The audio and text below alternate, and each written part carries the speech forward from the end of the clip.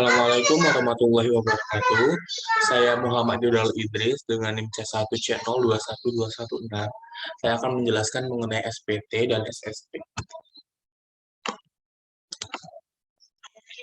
Seperti yang kita ketahui, SPT adalah surat yang oleh wajib pajak digunakan untuk melaporkan perhitungan dan atau pembayaran pajak, bukan objek pajak dan atau harta dan kewajiban sesuai dengan ketentuan peraturan perundang-undangan perpajakan. Surat pemberitahuan dapat berbentuk kertas atau hard copy atau dokumen elektronik, e-SPT atau e-filing. Macam-macam SPT, ada dua macam SPT. Yang pertama SPT masa. SPT masa digunakan untuk melaporkan pajak dalam kurun waktu tertentu seperti bulanan.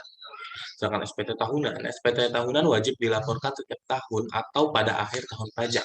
SPT tahunan sendiri dibagi dalam dua kategori, ada SPT tahunan perorangan dan SPT tahunan badan. Fungsi SPT, yang pertama adalah sarana untuk melaporkan. Yang kedua ada sarana mempertanggungjawabkan perhitungan jumlah pajak yang sebenarnya terutang, dan sebagai laporan tentang pemenuhan pembayaran pajak yang telah dilaksanakan sendiri dalam satu tahun pajak atau bagian tahun pajak.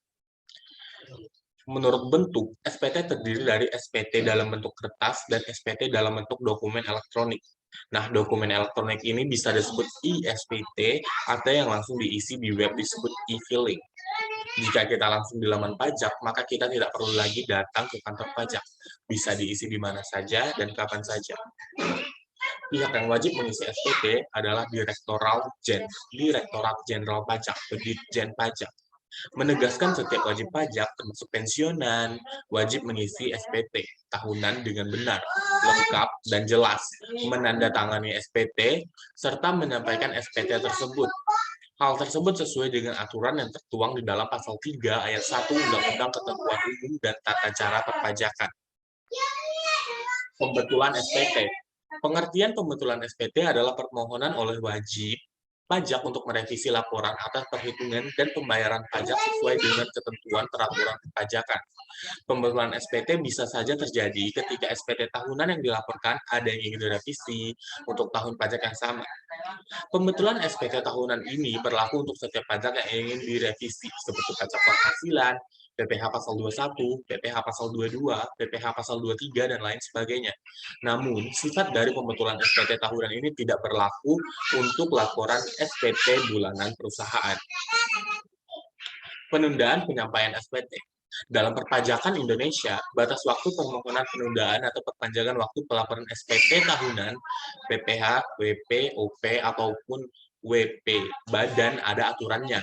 WP, OP, dan WP Badan dapat memperpanjang jangka waktu penyampaian SPT tahunan pajak penghasilan dalam tempo paling lama 2 bulan setelah batas waktu penyampaian SPT PPh.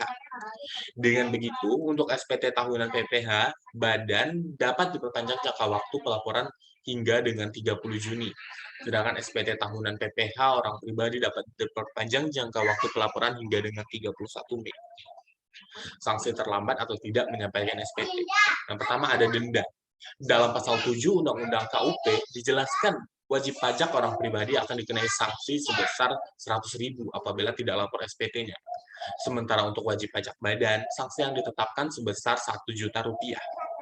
Yang kedua, bunga. Sanksi berupa bunga diberikan bila SPT tahunan telah dilaporkan.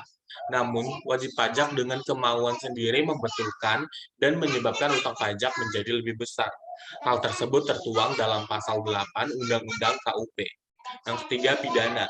Pengenaan sanksi pidana merupakan upaya terakhir untuk meningkatkan kepatuhan wajib pajak. Namun, wajib pajak sebaiknya memahami sanksi pidana dapat dikenakan bila terdapat ketentuan yang dilanggar sesuai peraturan perundang-undangan perpajakan yang berlaku.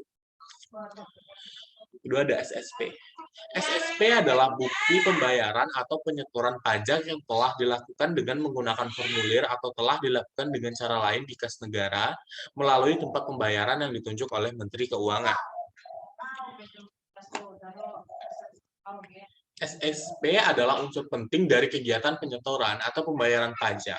Berikut adalah fungsi dari surat setoran pajak atau SSP pajak. Yang pertama, SSP sebagai tanda bukti pembayaran pajak dari wajib pajak.